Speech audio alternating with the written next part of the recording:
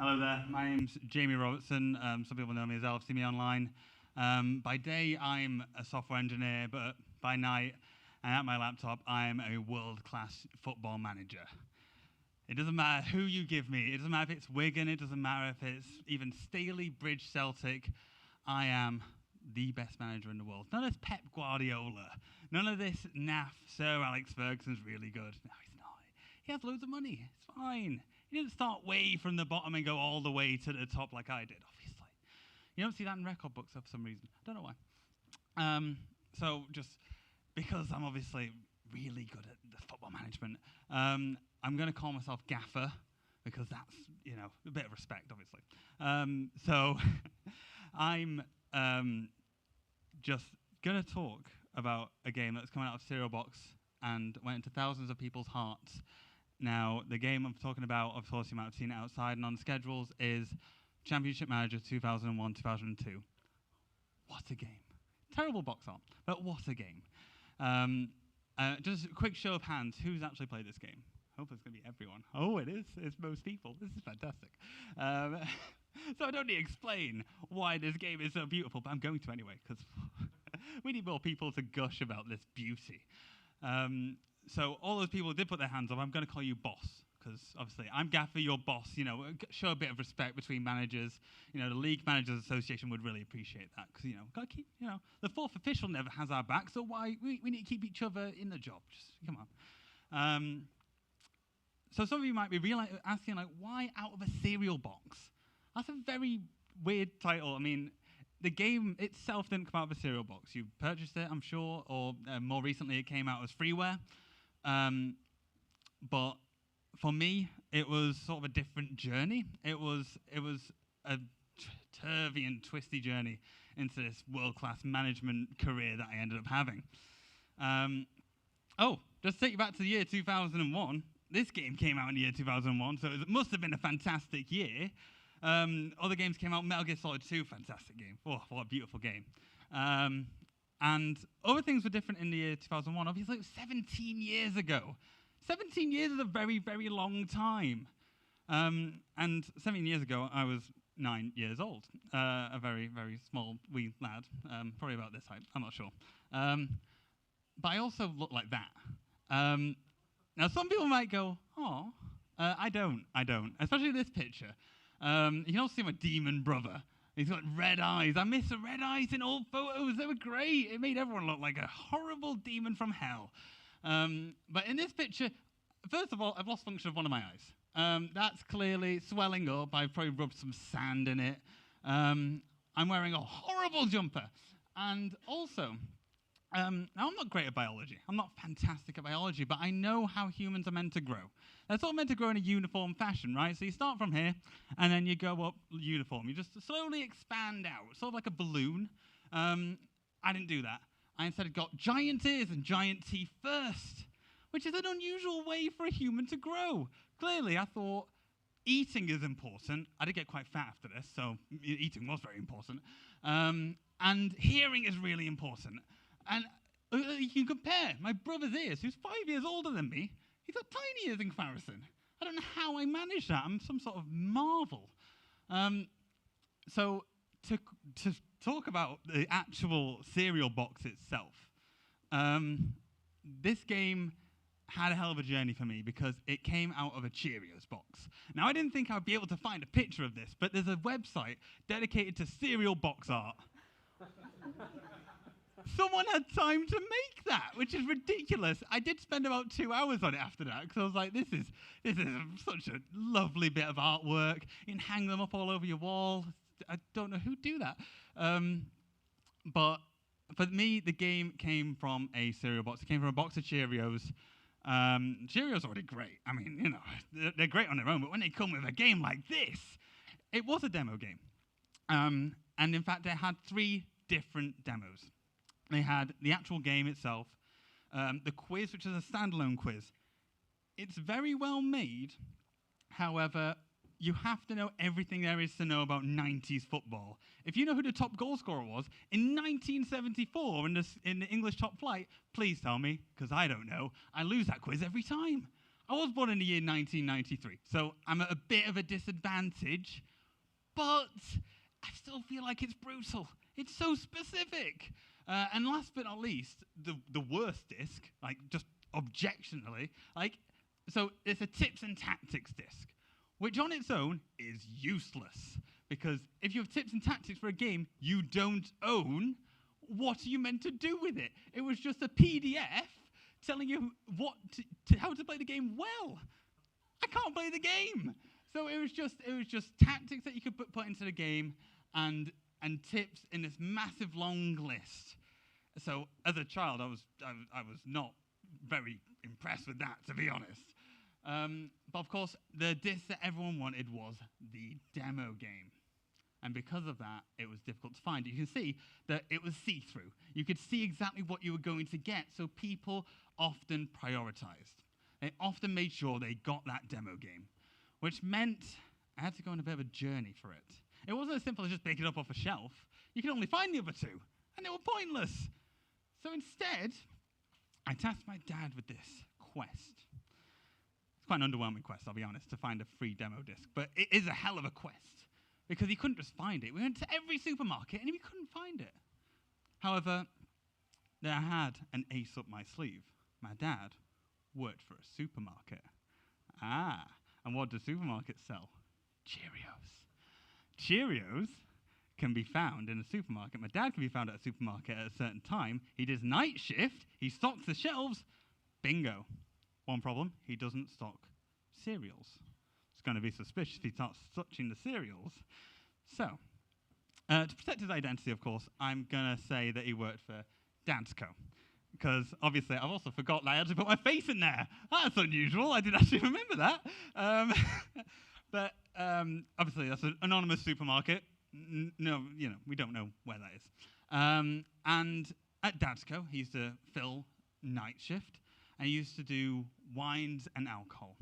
He's a really big Scottish man, and he can lift heavy things like wine bottles. While the other weak humans did the cereal boxes because they were very light. However, he was doing a covering shift for a friend called Small Dave, I don't know. For some reason, my dad always prefixes names with their size. I don't know why. And sometimes it gets a bit weird when it says average sized. Why do you have to say that? It's such a weird, you say small or big, but no one says, you're average. Yeah, that's a defining feature of that man. So Small Dave wasn't in for whatever reason, and my dad came in, and he stacked cereals. You see an opportunity here. Now, this is all my dad's story, so I don't know how true this is. However, when he was on that shift, he went back and he was just getting the pallet, happened to have Cheerios on it. Now, he didn't steal the Cheerios, allegedly. I know he didn't steal the Cheerios because I was disappointed there were no Cheerios in the cupboard, and 9-year-old me was not impressed. I love me some Cheerios and Championship Manager, don't separate the two. And Cheerios are disc-shaped. Maybe that's why they did it. I don't know. But he went to the back, and lo and behold, one of the discs has fell out of the Cheerios. Now, I don't know how, because as you can see, let's not go there. As you can see, that's inside the box. How would it fall out? It can't fall out with no force. So allegedly, it has fell out. It's on the floor. He can't find the matching cereal box, so he just takes it. He just takes it, and that's why I've hidden his identity. I don't want this to be some sort of lawsuit. Of course, he might not have worked at Dadsko. I might be lying to you. He might have worked at Dasda's, Daldi, Dads and Spencer's, bit posher. Probably not Dadstro's. I come from Rochdale, so we don't have them. But I finally had the game in my grasp. And because the majority of you know what this game was and have played it, I'm sure, to decades and decades of hours, probably a humiliating amount of hours. If we add up all our saves together in this room, we probably could have cured cancer. But we didn't. We just dominated world football. I mean, who needs to cure cancer when you've got a really good strike partnership? You know, it's some things, they come in roundabouts, don't they? So this is the game. Beautiful. I mean, ugly. It is ugly. I mean, it's a product of its time, isn't it? Just bold blue, a bit of a gradient, blue, horrible picture that's quite pixelated in the background. Also, I'm sure these photos in the background of the game, ingrained in our brains. There's not that many in there. There's like 80. So with the amount of times it cycles through on a random loop, we've probably seen those pictures at least tens of thousands of times, if not hundreds of thousands of times. It's kind of worrying. I'm probably, that net, I probably recognize that more than my mother. I really hope she doesn't watch this, actually. That would be not good.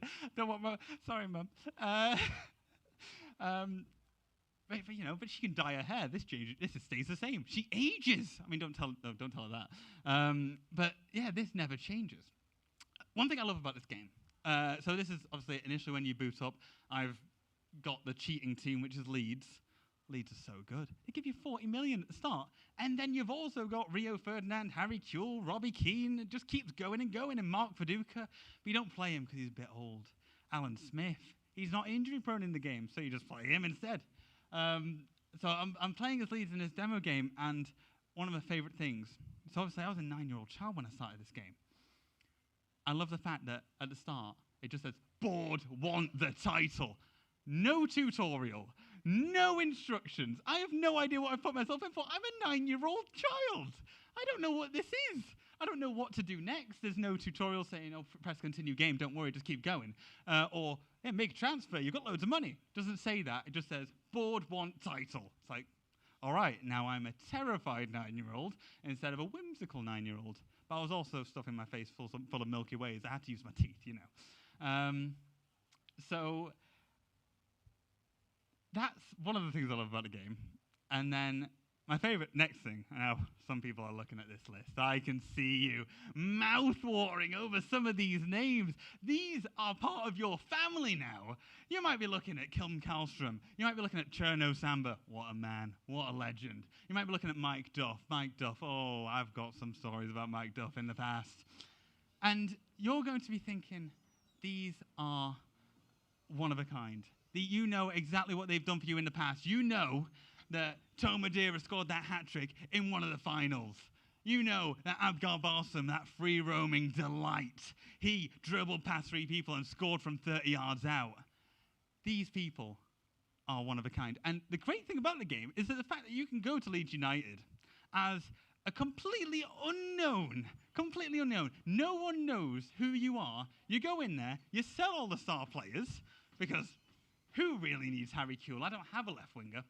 And instead, you buy all these unknown people, mostly from Sweden, when you're English, and you just keep buying them for budget prices.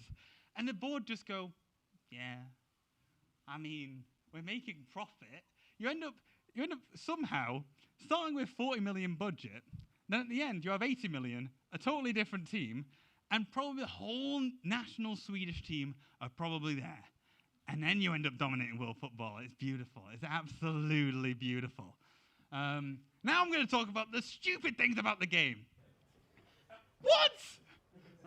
So this was when I wasn't even planning to put this in, but I got angry. So in this game, you know what it's like when you have the perfect tactic and you are the mastermind. You know exactly how every game's going to go. You're going to win because you've got all the cheap players. But wait a minute. Why? I did everything right. Everything was good, and they got 4 on target, and they scored 3 of them. Why? I did everything. Guess who was up front? Guess who missed 9 of them shots? Maxim Tasigalko.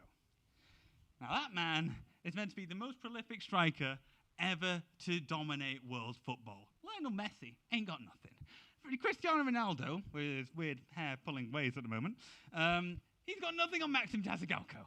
Like, absolutely. But for some reason, he must have had the flu, because he managed to miss 9 times out of 9.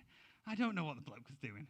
So now I think I'm going to sack him. I'm just going to sell him, because clearly he's not taking it seriously. Like, if you have that sort of performance, you're not there. But I'm sure everyone in this room can tell us of a moment when they had the most important game, the goalkeeper got sent off in the first minute. Or my favourite thing is that players can punch each other in the face quite a lot. It's a worrying amount of times. And you can also punch the referee. And then they get banned for 3 games. That's assault. You'd get thrown in jail potentially. Like, but for some reason, it's just like, not again. All the time. It's Tomadeira. He's a hothead. I love the bloke. He's fantastic. He's cheap. He's Portuguese. He's made up. That's great. I love the fact that there's one made-up player and he's the best there is. That's absolutely beautiful. But for some reason, with alarming amount of frequency, he manages to punch the referee. And then if you discipline him, he goes, what the hell? What are you doing? I was just playing football. It's like, I didn't even dock you any wages. I just said, don't do it again. And he goes, oh, I'm ballistic. I'm absolutely furious. I'm going to punch you in the face. And then, oh dear. Luckily, I don't simulate the sort of batterings I get from my players. Otherwise, I'd be a bruised mess. So, that word. People don't use that word lightly. The word perfect, especially for video games. Video games are flawed as a concept, right? Everyone has different experiences. Everyone has different tastes. However, I don't care. This game is perfect. I wouldn't change one damn thing about this game. This game could just stay there for the rest of time, and it would still be perfect since the day it was born. This game is one of a kind. This game is beautiful, and it's weird when we think about it, right? Because so a lot of you play the game. Now, think about, there are a lot of management simulations, right? We all know it. You know, there's Football Manager, there's other championship managers, there was LMA Manager, there was Premier Manager, and there's loads of others. On the mobile now, there's loads of them, and we don't even give them a try most of the time. We just sit back. Got Championship Manager 0102. I don't need anything else. It's the perfect game. But why do we do that? Because it's a one-of-a-kind experience. It's not a simulation. At all. At all. There's no chance in hell anyone could manage like this and get Staley Bridge to the Champions League in 10 years. What? That's impossible. And the new games, they're too realistic. You start with Staley Bridge in a conference. 5 years later, you've gained 1 place. And your best player retired, and your coach retired, and then someone had a mental breakdown, and whatever hell happens in the new games, a lot of things happen. You're like their counselor, you're also their manager, your coach, I don't know what else you do, but it seems like one day in the new Football Managers lasts an eternity. Absolute eternity. In this game, you just continue. You just keep going. And nothing important happens. And then you realize that one of your players is running out of contract. You go, oh, no. And then some big club gets them, and then... but then you go to Sweden, and then you buy loads more players. And it just keeps going and going. It's great. But that's not the only reason why it's perfect. The star players. Now, I've talked about them before. I'm going to talk about them again, because the star players are one of a kind in this game. Now, if you read any sort of book, blog, or talk about Championship Manager, or Football Manager as a whole, they'll talk about star players. They'll talk about people who have infested their careers, infested their managerial moments, and one by one, they'll rattle off these names. Any sort of list like that, about half of them will be from Championship Manager 0102. Because this game is broken. Quirky. It's good. No, but for some reason, the star players in this game are far more influential in this game than they are in any other. It's beautiful. You pop Mike Duff in this game at right back, and the right-hand side of the pitch is basically locked. No one can get past that. And he'll go up, and he'll dribble around anyone, and he's just a beautiful human being who I have too many feelings for. And I'm going to show you, this is my starting 11. Now. Because some people might be going, oh, him. Or, oh, no. Or, ooh. Or, he's in the wrong position. I agree. I'm just going to check how I'm doing for time. Very quickly. Oh, 20 minutes. Oh. So quickly, just going to rattle through these. Kalkvist, rubbish. Don't bother with him. I put him there because I don't have a favourite goalkeeper. I tried to sign Izakason, but he just wouldn't have it. I was offering him like 40k a year, up from his £900. No, not a year, a week. £900 a week he was on, I offered him 40k and he went, oh, I quite like Sweden. Really? That much? You can barely afford groceries. I don't get it. I don't get the man. Mike Duff. Oh, Mike Duff. You are my sunshine. Mike Duff. It's actually a really good time to talk about Mike Duff because for those who don't know, Mike Duff has recently come full circle in his career. He started at Cheltenham, and in the game he's in Cheltenham, and he slowly worked up the ranks, and obviously he got to the Premier League, I think 3 years ago with Burnley, playing at centre-back, which was such a moment for me. I watched the team sheet come through for Burnley versus Man City, and I just saw Mike Duff, and I went, he's done it. He's done what he was told he would do in the game. He would get to the top. It doesn't matter that he's 34 and a bit rusty. It doesn't matter that he's out of breath every single 10 minutes. He's there. He's there. He's a competent Premier League player, like I knew he was going to be. It was great. I didn't get too emotional at that. I'm like a proud dad. I don't get it. I shouldn't be a proud dad. I don't know the man. But he retired recently, and it's unusual because his first job is back at Cheltenham. He's back where he was in this game. He's back to where his roots were, which means, because he's fully aware that he's a legend player and championship manager, and he admitted he plays the game. So that means one of us is right now in League Two, getting all the lessons he learned from this. He is applying them in the real world. And if he ends up in the Premier League, I am going to scream. Because that means that all of us in this room, we're going to get a job. Because I'm really good at Championship Manager 0102, suddenly that will be the benchmark. We can all be world football. We can be Pep Guardiola. We can be better than them. And in fact, recently, so this is one of my tactics, but usually there's two up front instead, and that's like one of the most broken tactics in the world. 3 in the middle, 4 at the bottom, defensive midfield, 2 up front, right? Recently, I saw Man City line up. This was on their website. This exact formation. I was like, we predicted it. We predicted what would change world football. We are the future of football. Maybe this is a simulation, but we just didn't realize. No one was gutsy enough to actually take our advice. So I got Mike Duff. I could talk about him all day. Next year I'll come back and just talk about Mike Duff, because, oh, so good. Do you know Duff Beer was named after... No, it's not. So we got Jamie Victory. He's just cheap. Just ignore that. He's got 20s sometimes. It's great. Taribo West. Oh, I can see some nods. I can see some smiles. The free agent, the Nigerian superstar, the Nigerian wall. He would stop everything, and he was free. He was free. You could have him in League One, and he'd just be fine. Compared to Andres Isaacson, who would just be like, oh, 40k, I don't care. Taribo West, you give him Haribo, and he'd just come in and be like, I'll play centre-back, it's fine, I don't care. I'm a Nigerian international, but who cares about wage? Oh, no, I've gone up. Let's not go with the imagination fantasy later. So that man's beautiful. Taylor Lucic, nah, he's all right. He's cheap, he's Swedish. Filler. This man. Tonton Zola Mokoku. So good they named a meeting room after him in Sports Interactive. There you go. So if you're ever invited to the Tonton Zola Mokoku room, you know where you're going. Although I think you've got a lot more questions. If you get a meeting invite and it says that on it, you'll be like, I don't understand what you're doing. This man is an enigmatic force in football. He is better than Ronaldo from midfield. He'll power through anyone, and he's only 18. He's a wonderful player.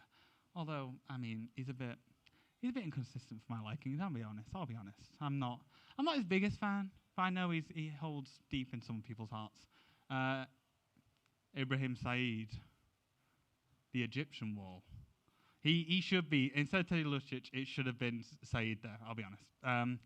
But this man, again, very cheap, and he is just indestructible. If you have them two next to each other, oh my goodness, clean sheets for weeks, absolute weeks. It doesn't matter who your goalkeeper is. That's like Carl Vista's there. He can just have a nap. He can just be a 16-year-old just getting drunk and just be like, hey, it's don't drink when you're 16. But Energy drink. No, you can't. Oh no, you can't have energy drinks when you're 16. That's right. For now, the government will change that. Kim Källström, the only player on this list. Kim Källström is the only player on the list who's actually good. He's the only one who actually did something with his footballing career. No offense. I mean, if any of these players are sat here, first of all, thank you.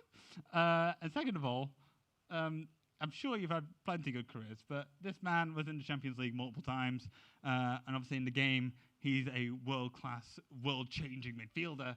And has anyone heard about Abgar Barsum in the last decade or ever? Not really. The Lyon attacking midfielder, absolutely brilliant. Then came to Arsenal with a broken leg on loan, and then just stayed there and then played one game. He was a bit rubbish. That was really boring because I obviously saw the loan deal come through, and I thought, this is it. We're going to have this whole Championship Manager League. He's going to do what we have been saying he could do for so many years in the Premier League. And then, broke his leg like one day after the medical. It was awful. And Arsene Wenger says he did play Championship Manager as well. So, he clearly was just like digging through all his saves and went, who was good in my saves? And he realised that Mark Kerr's a bit rubbish in real life. So he went, Swedish. And he just pointed at Kim Källström and went, let's give it a punt. And then, he was a disaster. Maxim Tesigalko. Oh, Maxim Tesigalko. Most prolific striker in the world. And I know, obviously, he wasn't in that one game, but usually he's fantastic, aren't you? I wish he was more than a dot. I wish I could see his face. I can't be angry at that. A pixelated circle isn't something you get angry at. Abgar Barsum was my first star player. Absolutely fantastic. Free roaming midfielder. Just pop him there. 20 goals, 20 assists. Bob's your uncle. Barsum's your dad. I don't know. And Mark Kerr, the Scottish Zidane. I don't need to say more than that. He's a Scottish Zidane. He's brilliant. Actually, weirdly, I mentioned to my dad that I was doing this talk, and he was like, what on earth are you going to talk about? And I was like, you're not going to understand. How can you tell your dad that you're going to go on stage and talk to people about something that is basically a spreadsheet for 45 minutes? You can't do that, can you, really? Even an accountant would be like, yeah, that sounds pretty boring to me. I'm like, yeah, sorry about that, but, these letters and numbers mean a lot to us. But I mentioned to dad, my dad that I was going to talk about star players, and he was like, oh, yeah, who? And I went, Kim Källström. He was like, oh, he was all right. I went, Mike Duff, and he went, it doesn't ring a bell. And then I went, Mark Kerr. And he went, Mark Kerr. A fantastic player. And I went, no, he wasn't, Dad. No, I've seen him live. He's awful. He's dreadful. And he went, no, he could have been something. I went, in the community, we call him the Scottish Zidane. He went, aye, he could have been that. No, he couldn't. He's awful. He's a very skinny man who sort of trots around, might do one pass, and he just runs away. He usually runs away from the ball more than towards it. I'm a Kilmarnock fan, by the way, so I can say that. One weird thing, this is a weird tangent, but so some people might know my username is LFCme, right? Which stands for Liverpool Football Club Me. Right? Don't support Liverpool before the boos start raining. That was an old name that, time has moved on. I've evolved from Liverpool. And I was going to change my name, but I'm a Kilmarnock fan. Now, if I'm going to stick with the same naming structure, I don't want to be called KFC Me.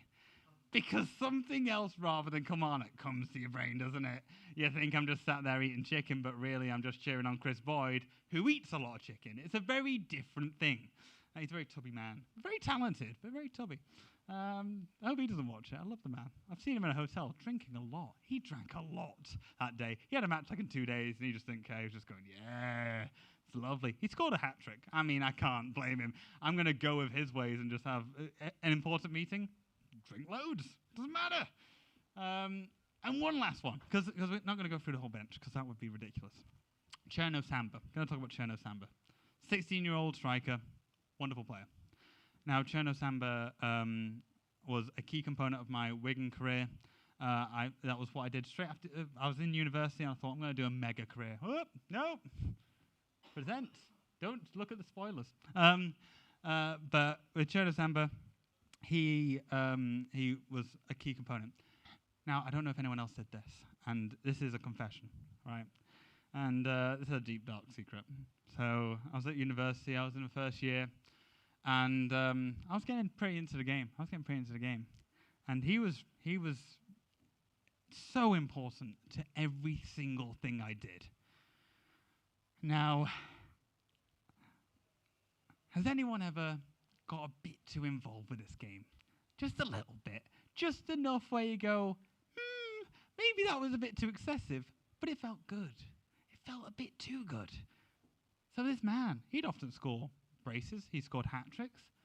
I thought, I should be celebrating them goals. So I made up a chant on my own in my bedroom with the windows open. I think a lot of people were very confused. Thankfully, I think they just thought I was just a football fan and they didn't know what Cherno Samba was. But the chant was also, it has layers, this.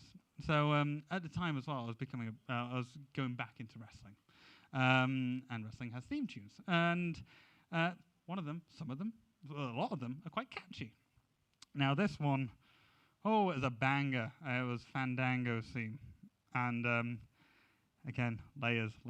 And I'm going to turn away, because I turned away from the screen when I did this. I turned away as if this was some sort of real thing that would be happening in a stadium, and it would go, Samba, Samba with Cherno, Samba, Samba with Cherno. Why did I do that?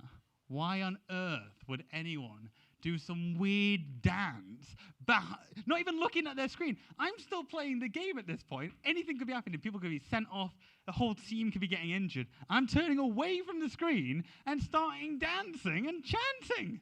What am I doing? I'm getting too involved with this man. This man is a fictional man. He doesn't do that in real life.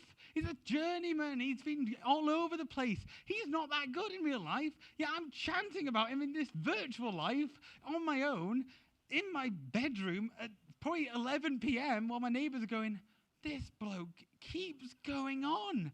How about this Cherno Samba? He must have scored about 17 times by now. He scored about 17 hat tricks by this point. But my God, they must have think I was stark insane. And the rest of them, who cares? Who cares? I mean, Ryan Williams did all right. Yeah, I'll be here all day. So one of the other reasons this game is perfect is the imagination factor. This game is very simple, right? It's one of a kind, and it's just very, I want to call it basic. I'm going to call it basic. Because I'm just going to quickly have a game running, well, not a game running, but a video of a very fast-forwarded game running. Because this game, as we know, is very simple, right? And this is of my youth career that I might actually talk about a little bit later. And what's happening on screen is very simple, right? It's colors, it's text, it's a spreadsheet. Whoa, look at the numbers. The stats screen is so confusing, by the way. I still haven't figured out what most of them three-letter acronyms mean. Like, I know the first lot, and then you press the arrow, and it's like AGR, AGR. What does that mean? I have no idea. As long as if it's high, is it good? I don't know. I'm just going to presume it is. But the game is very simple. It's lists, it's spreadsheets, it's just letters everywhere. It's not very pleasing to the eye, but it works. Now, when I say imagination factor, I mean more so when you're in the game, when you're in the actual matches, because we don't see any of the goals, right? We're not at the point where we can see a 3D match engine like we can with the new football managers. We're not even at the 2D match engine like Championship Manager 4. Yeah, that sounds about right. So we have no sort of context to what is happening apart from the words on the screen. And that is perfect. Because if you read the match reports, I often read the match reports, especially when it says stunning strike, I'm reading up on that after. Oh my God, because I play it in ultra fast, I'm sure everyone does, because I'm not patient enough to sit through a match for more than 2 minutes. I can make split-second decisions. Managerial decisions that often take 2 minutes on themselves in real life, I can make them in nanoseconds now. I'm so optimized in my managerial career now, like just one after another. He's injured, he's injured, he's injured. I can see the word injured in this fast-forward text like nothing else. Like, he's carrying a knock. I can see that. It's only there for 5 frames, and then I can still see it. I can take it, and I'm like, oh, I need to get to him. Bam! And I'm ready every single time. But more so about the text is that we have to imagine every single thing that's happening. Now, I don't know about you, but I can imagine what Tomodera played like. I can imagine that enigmatic force, that dribbling sensation, that guy who can run straight through all the defenders and score an impossible goal. I know that man. I know that Jamie Victory can whip in a 30-yard free kick like nobody else in the lower league can.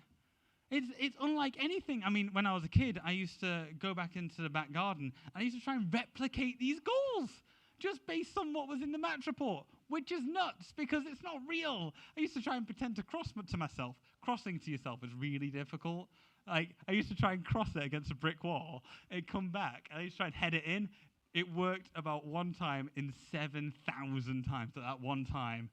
Oh, lordy, if only camera phones were a big thing then, because that would have been on YouTube. It would have been beautiful. I'm useless at football, so, you know. That's why I'm a manager. I'm more of a thinker. I'm more of a thinker rather than a doer. So, yeah. Oh, God, I'm flicking through this really quickly. My God. This is the actual speed, actually. Yeah, this isn't sped up. This is just how quick I am at Football Manager now. Oh, there we go. My God. That would be impressive, wouldn't it? Let's get back to it. Right. Also, stupid things happen in this game, right? Stupid things happen in this game. Danny Hargreaves, made-up player. Don't worry about the players. But he has done 208 complete passes in 90 minutes. Right. The record in the Premier League, for context, the Premier League record is 166 by Gundogan. What the hell was he doing? It was 0-0. Nothing happened. Also, that's not even the crazy bit, right? John Sward passed 131 times. They clearly were just passing to one another. He's a central defender. He's a defensive midfielder. They were just going, to you. To you. To you, and just kept going. Must have the most boring match of football ever, and also the fact that he's only got 2 key passes. 10% of his passes were actually important. None of the others did anything, and he was the only one who had shots, really, and it must have been the most boring game ever. Also, because he passed so much, he injured himself almost to death. So 36% condition. Like, you should be in a hospital, mate. I think he did actually have, it was suspected groin injury, and I thought, yeah, but you're on 189 passes. I'm not going to take you off, am I? So I just thought I'd leave him on, and, you know, he can stay in hospital for a little while. It's fine. Just take him out of training. He can just chill out, go on the beach. He did a great job doing nothing. Oh, damn. But, yeah, the game has a funny personality. Personality is a weird word for it, but, all the games have their own little weird mini story. This game, useless, pointless. The spectators must have been bored out of their minds. Bradford had 1 shot on target. We had 4. It was just passing. It was just passing, some tackling, 2-4 shots, injury man, hobbling around the pitch with his groin like, oh, please, take me off. Pass. Oh, Danny Hargreaves, you legend.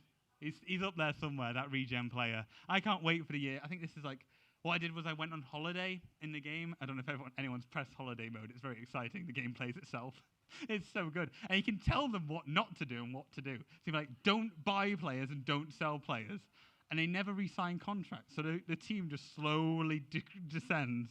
So you'll have 50 players at one point, and then you'll be like, oh, come back off holiday. And you come back off holiday, you've suddenly got 14 players. But why did you not keep them on contract? You didn't tell me to, so I just thought I just went, yeah. So you've got no money, because they've all just left. And yeah, it's great. It's great. But because of that, this game is actually in the year 2084, I think. It's very interesting when you get to the year 2084. What a year that's going to be for world football. Hartlepool are dominating. Arsenal are in the conference. Oh, I can't wait for that. It's going to be so exciting. Also, by the way, Luton Town, between the years, I think 2042 and 2062, will win the Premier League every single year. Oh my God. It's such a fantastic way of playing. I think also Club Bruges will win the Champions League about 7 times. And England, we win the World Cup 6 times. Hey, forget this World Cup. We're sorted. It's all going to be fine. And I'm not going to talk about the challenges. I'm going to talk about challenges I've been doing. Now, I don't know if anyone has been on Twitter about Championship Manager, but it's been a hell of an experience doing this. Making these bizarre challenges, because admittedly, the game is a bit easy sometimes.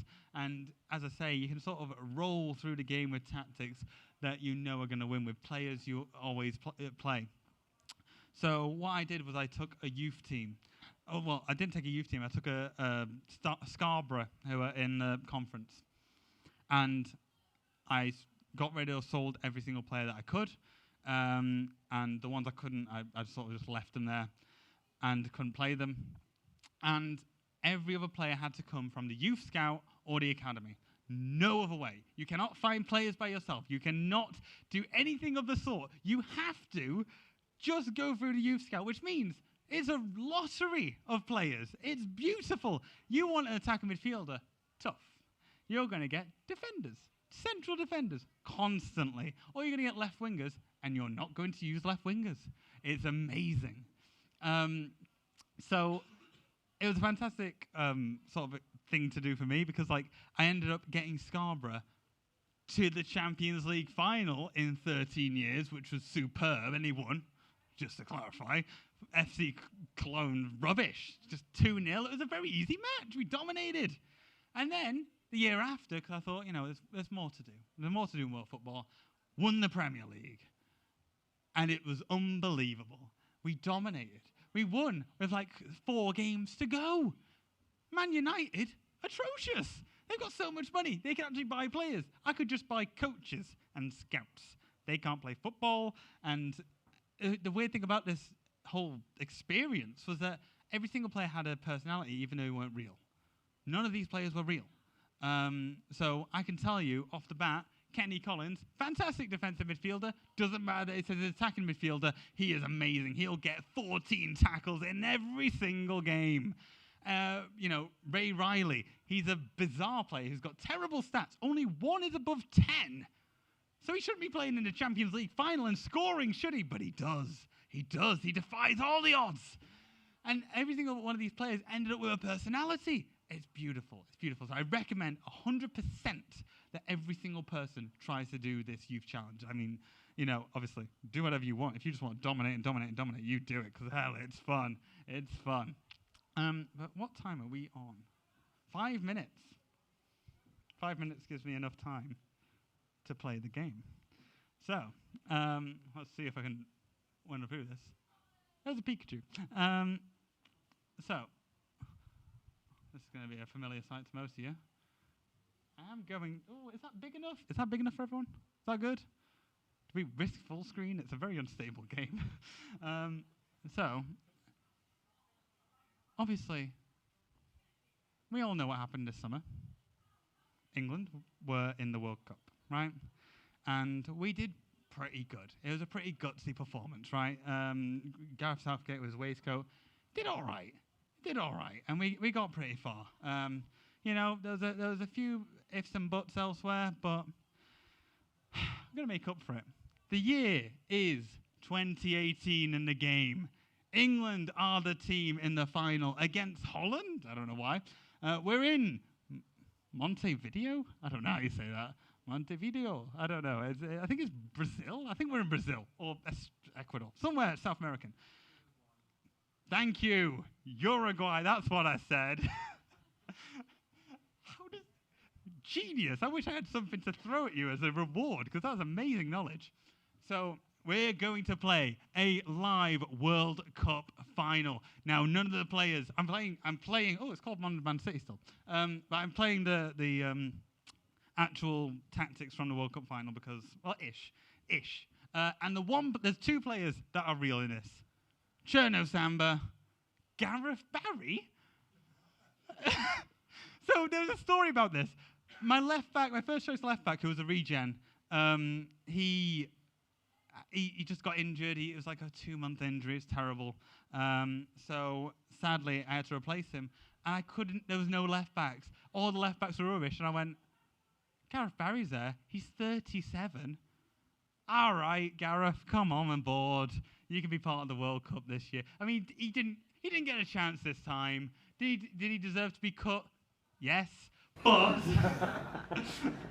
I'm going to give him a chance today. Now, will we win? I have no idea. That's the beauty of this game. I am going to play an ultra fast because we probably have no minutes. Let's keep going. Let's go. Right. I'm not going to commentate because there's no way I'm going to read that quick. Right. Are we actually going to do something? Come on. Free kick. Cherno Samba misses. Come on. Yeah, Cherno Samba's quite old by this point, by the way.